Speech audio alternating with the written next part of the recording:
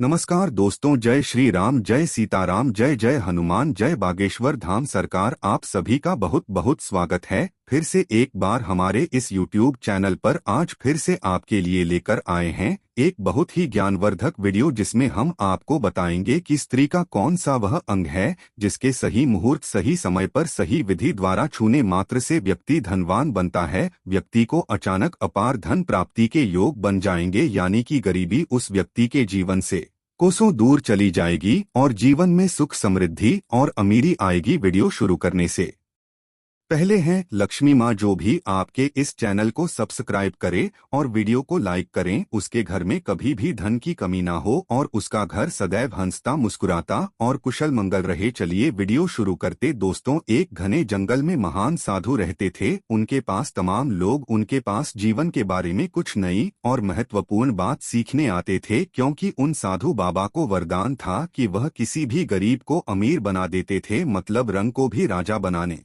की शक्ति उनके अंदर थी। एक दिन की बात है, उनके पास एक गरीब और निर्धन व्यक्ति अपने जीवन में अमीरी की चाह रखते हुए इस बात को जानने के लिए साधु बाबा के पास गया कि वो किस प्रकार से एक बहुत बड़ा धनवान और महान व्यक्ति बन सकता है। साधु बाबा ने उसकी पूरी बात सुनी और उन्होंने कहा कि बेटा, मैं तुमको एक रामू नाम के किसान की कहानी बताने जा रहा हूँ, जिससे तुम यह अच्छी तरह से जान सकेंगे कि तुम किस प्रकार से अमीरी और सुख शांति अपने जीवन में ला सकोगे। उन्होंने कहानी सुनाना प्रारंभ किया। उन्होंने कहा, एक गाँव में एक किसान रहता था जिसका नाम रामू था। उसके घर के बाहर ही उसका एक छोटा सा खेत था। उसका पूरा परिवार उसके साथ खेत में काम करने में मदद किया करता था। रामू के बच्चे सब्जियों को पानी दे दिया करते थे। इस बार रामू के खेत की फसल बहुत अच्छी थी। वो अपनी पत्नी से कहता है कि इस बार हमारी फसल बहुत अच्छी है और अगर सब कुछ सही रहा, इस बार फसल बेचकर अपना पक्का घर भी बनवा लेंगे। इतना कहने के बाद वह अपनी पत्नी सरला से कहता है कि मैं बाजार जा रहा हूँ कुछ सब्जियाँ और फल को बेचने के लिए, तुम खेत में कीटनाशक दवाइयाँ छिड़क देना। इतना कहने के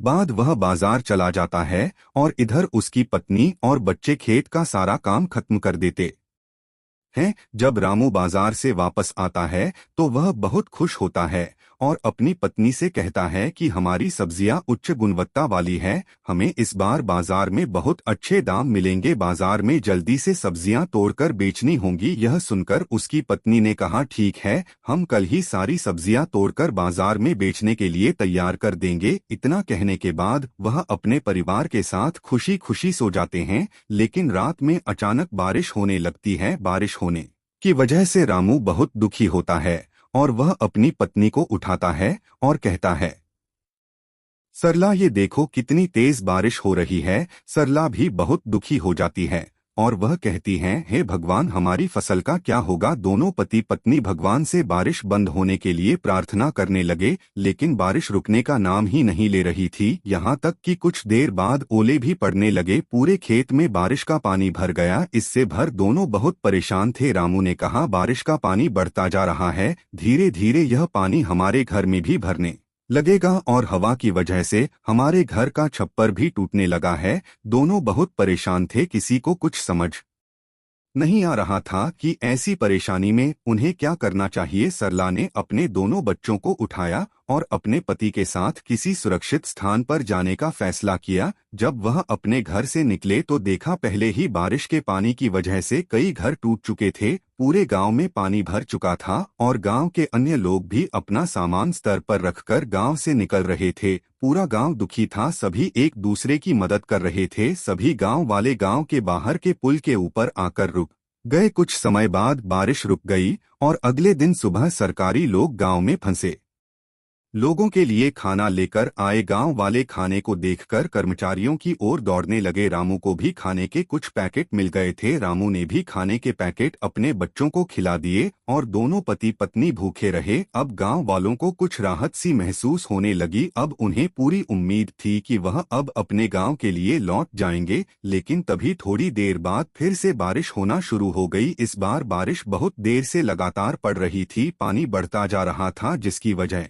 से गांव में राहत करता भी खाना लेकर नहीं आए थे। इस बार रामू ने कहा कि इस बार हमारे गांव में सरकारी गाड़ियां खाना लेकर नहीं आएंगे। मैं खाना लेने के लिए गांव से बाहर जाता हूं। कुछ देर बाद रामू खाना लेकर सरला और बच्चों के पास पहुंचा, लेकिन रामू के शरीर पर बहुत चोट के निशान बने हुए थे। उन्हें देखकर सरला घबराते हुए बोली, ये सब कैसे हुआ? इस पर रामू ने कहा कि पास वाले गाँव में सरकार मुफ्त में खाना बांट रही थी, जिसकी वजह से वहां पर बहुत भीड़ थी। मुझे खाना लेते हुए भीड़ में यह चोट लग गई है। इतना सुनकर सरला रोने लगी और कहने लगी, जो हाथ अनाज उगाते थे आज वह खुद अनाज के लिए परेशान हैं। ये एक ऐसी स्थिति आ चुकी है। रामू ने सरला को समझाया और कहा, तुम घबराओ मत, सब कुछ जल्दी ही ठीक हो जाएगा। इसके बाद रामू ने अपने बच्चों को खाना दिया, लेकिन बच्चों ने कहा, आप भी इसमें से हमारे साथ खाना खाइए, क्योंकि आप दोनों ने कल से कुछ भी नहीं खाया है। बच्चों ने सरला और रामू के साथ खाना खाया। यह देखकर सभी को बहुत अच्छा लगा। सभी का हंसता खेलता परिवार पूरी तरह से परेशान था। इसके बाद धीरे धीरे बारिश कम होने लगी और सभी गांव वाले अपने अपने घर लौटने लगे। जब रामू अपने परिवार के साथ घर पहुंचा तो देखा रामू का पूरा घर टूट चुका था। इस पर सरला बहुत ज्यादा दुखी थी। रामू ने कहा, हम घर फिर से बना लेंगे। सरला ने कहा, और खाने के लिए कहाँ से लाएंगे? बच्चों ने कहा कि अभी भी कुछ सब्जियां खेत में बची हुई हैं, हम उनको तोड़कर ले आते हैं। बच्चे सब्जियां तोड़ने में लग जाते हैं। रामू और सरला अपने घर को फिर से बनाने में लग जाते हैं। तभी उनमें से एक व्यक्ति अपने घर की ओर आता हुआ दिखाई देता है। वो बोलता है कि मैं सरकार की तरफ से आया हूँ, मुझे यह देखना है कि आपका इस बारिश की आपदा में कितना नुकसान हुआ है, क्योंकि सरकार आपको आपके नुकसान का पूरा मुआवजा देगी और आपको एक पक्का घर भी बनाकर देगी। ऐसा सुनने के बाद सरला को बहुत अच्छा लगा। रामू और सरला ने अपने बारे में सारी इन्फॉर्मेशन उस सरकारी व्यक्ति को दे दी। बस सारी जानकारी लेने के बाद वहां से चला गया। लेकिन एक बार फिर से रामू को ये नहीं पता था कि उसके साथ ये क्या होने जा रहा है। जो सरकारी व्यक्ति सरकारी बनकर आए थे, असल में वह लोग तो ठगी करने वाले थे। लोगों की असली जानकारी को लेकर उनके साथ ठगी कर लेते थे। और ऐसे ही रामू को भी इसके बारे में कुछ भी नहीं पता था कि उसकी संपत्ति और घर के साथ क्या होने वाला है। उसके परिवार के जीवन में फिर से एक बार बहुत बड़ा तूफान आ गया। ठगों ने रामू की पूरी जमीन जायदाद धोखे से ठगी करके लेकर चले गए। अब रामू को उसके ही घर से धक्के मारकर निकाल दिया गया। अब वो अपनी पत्नी सरला और अपने बच्चों के साथ उसी पुल के नीचे गया जहां पर बारिश के समय हुआ था। पास के गांव में ही एक अमीर जमींदार रहता था। उसे अपने पैसों पर बड़ा घमंड था। जितनी अधिक पैसे उसके पास थे, उतना ही वह कंजूस भी था। अपने खेतों में काम करने वाले किसानों से वो खूब काम करवाता, मगर पगार कौड़ी भर भी देता ना था। मजबूर गरीब किसान मन मारकर उसके खेत में काम करते थे। रामू ने सोचा शायद उस जमींदार से कुछ मदद हो सके। बेचारा चारों तरफ से हारा थका उस जमींदार के पास पहुंचा। उसने जमींदार से अपनी सारी कहानी बताते हुए कुछ मदद की गुहार लगाई। जमींदार ने कुछ सोचा और उनसे उस रामू को थोड़ी सी जमीन काम करने के लिए दे दी। लेकिन जमींदार ने रामू से कहा, तुम्हें इस जमीन की कीमत 1 साल के अंदर ही चुकानी पड़ेगी, वरना तुम्हारे साथ कुछ भी बुरा हो सकता है। अब बेचारा रामू करता भी क्या? उसने जमींदार से कहा, ठीक है, जैसा आप चाहें, मैं आपसे वादा करता हूं कि मैं 1 साल के अंदर ही आपका सारा कर्ज चुका दूंगा। अब रामू उसी खेती बाड़ी में अपना और अपने परिवार का गुजारा चलाता था। रामू बड़ा मेहनती था। वह दिन भर अपने खेत में काम करता है और अपनी मेहनत के दम पर इतनी फसल प्राप्त कर लेता कि अपने परिवार के लिए 2 वक्त की रोटी जुटा लेता था। अब उसने कड़ी मेहनत करके जमींदार से किए हुए वादे पर उसने 4 महीने में ही जमीन की सारी कीमत जमींदार को वापस कर दी। गांव के बाकी किसानों के पास रामू के मुकाबले अधिक जमीनें थीं। वे रामू की मेहनत देखकर हैरान होते थे कि कैसे इतनी सी जमीन से वह इतनी फसल उगा लेता है। 1 साल गांव में भयंकर सूखा पड़ा। बिना बारिश के खेत खलिहान सूखने लगे। गरीब किसानों के पास सिंचाई की कोई व्यवस्था न थी। वैसे सिंचाई के लिए बारिश पर ही निर्भर थे, इसलिए उनकी सारी फसल बर्बाद हो गई। रामू के साथ भी यही हुआ और अपने छोटे से खेत में किसी तरह अपने परिवार का पालन पोषण कर रहा था। अब उसके सामने भुखमरी की नौबत आ गई। मजबूरी के कारण वह दोबारा गांव के जमींदार के पास कर्ज मांगने गया। जमींदार कंजूस तो था ही। उसने सोचा कि शायद उसने रामू को पैसे दिए तो ये लौटा तो पाएगा नहीं। इसलिए उसे अपने खेत में काम पर लगा लेता हूँ। मेहनती तो है ही और मजबूर भी है, कम पैसों में दुगनी मेहनत करवाऊंगा। उसने रामू से कहा, देख रहा हूँ मैं तुझे कर्ज तो नहीं दे सकता, लेकिन तेरी इतनी मदद कर सकता हूँ कि तुझे अपने खेत में काम पर रख लूँ। तुझे महीने में 1,000 रुपए दे दिया करूंगा। रामू ने कहा, परमाल, एक दूसरे किसान को तो 2,000 रुपए मिलते हैं। तब जमींदार बोला, करना है तो कर, वरना मेरे पास किसानों की कमी नहीं है। मजबूर रामू क्या करता, हामी भरकर घर लौट आया। अगले दिन से जमींदार के खेत में काम करने लगा। मेहनती तो बहुत था ही, वह खूब मेहनत और लगन से काम करता। उसने 4 महीने का काम 2 महीने में ही कर दिया। ये देखकर जमींदार बहुत खुश हुआ, लेकिन इसके मन में मक्कारी जाग उठी। उसने सोचा कि 4 महीने का काम तो इसने 2 ही महीने में कर दिया, क्यों ना ऐसे काम से निकाल दूं, इससे मेरे तो 2 महीने के पैसे बच जाएंगे। उसने रामू को बुलाया और उसके 2 महीने के पैसे देकर कहा, रामू, ये ले तेरे पैसे, कल से मत आना, अब मुझे तेरी जरूरत नहीं है। यह सुनकर रामू परेशान हो गया। बड़ी मुश्किल से उसका घर चल रहा था, अब अपने परिवार का पालन पोषण कैसे करेगा। वह जमींदार के सामने गिड़गिड़ाने लगा कि उसे काम से ना निकले, लेकिन जमींदार ने उसकी एक न सुनी और उसे काम से निकाल दिया। रामू आंखों में आंसू लेकर घर लौटा। चिंता से रात भर उसे नींद नहीं आई। सुबह उठकर उसने फैसला किया कि वो फिर से जमींदार के पास जाएगा और उनसे विनती करेगा कि उसे काम पर रख लें। वह जमींदार के घर के सामने जाकर बैठ गया। सुबह उठकर जब जमींदार अपने घर के बाहर निकला तो रामू को घर के सामने बैठा हुआ देखा।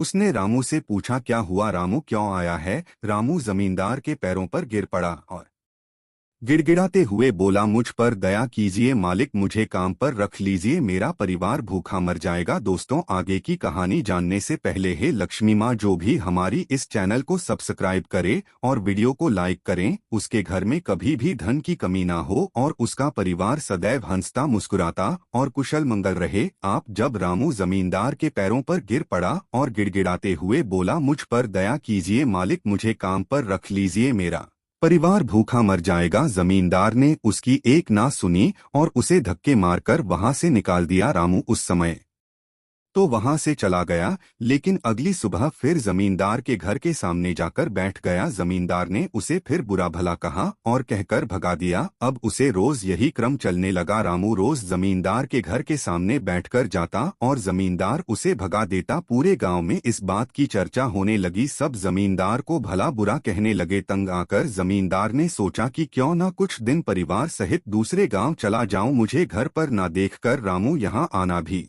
बंद कर देगा। अगले दिन वह परिवार सहित दूसरे गांव अपने रिश्तेदार के घर चला गया। इधर रामू भी समझ चुका था कि उसकी मदद अब कोई भी करने वाला नहीं है, उसे खुद ही कुछ करना पड़ेगा। अब उसने कुछ छोटे किसानों के साथ अपनी जमीन पर काम करना शुरू किया। उसने सूखी लकड़ियां और पेड़ इकट्ठा करके बेचने का काम भी शुरू कर दिया। रामू और उसकी पत्नी दोनों दिन भर मेहनत करके शाम को बड़ी मुश्किल से अपने लिए खाना जुटा पाते थे। दोनों सुबह से खेतों में मजदूरी करते, सूखी लकड़ियां और पत्ते इकट्ठा करके बेचते, तब कहीं जाकर दोनों का गुजारा हो पाता था। फिर भी उसकी पत्नी अपने जीवन से संतुष्ट थी, लेकिन रामू को ये बात हमेशा खलती थी कि उसे अपने दोस्तों और रिश्तेदारों का जीवन देखकर बहुत बुरा लगता था। अब वे आराम से जीवन गुजार रहे थे। एक दिन की बात है, अचानक से रामू की माँ, जो कि उसके बड़े भाई श्यामू के घर में रहती थी, वह रामू के घर में आती थी। लेकिन यह बात रामू को बिल्कुल भी नहीं पता थी कि उसकी माँ उसके घर आ रही है। जंगल के रास्ते पैदल पैदल अपने बेटे रामू से मिलने के लिए उसके घर आ रही थी, लेकिन रास्ते में कुछ ठग मतलब कि चोर मिल जाते हैं। उसके कारण रामू की माँ एक पेड़ के पीछे जाकर छिप गई। अब ठग और चोर रामू की माँ को बहुत देर ढूंढते रहे, लेकिन ढूंढते ढूंढते रात के 9 बज गए और वहां से रात को वे चोर चले गए। तभी रामू की माँ अपने बेटे रामू के घर लगभग 10 बजे मतलब रात को पहुंची और जैसे ही रामू ने अपनी माँ को देखा, तुरंत ही उसने अपनी माँ के पैरों को छूकर आशीर्वाद लिया और माँ को घर में बिठाया, खाना खिलाया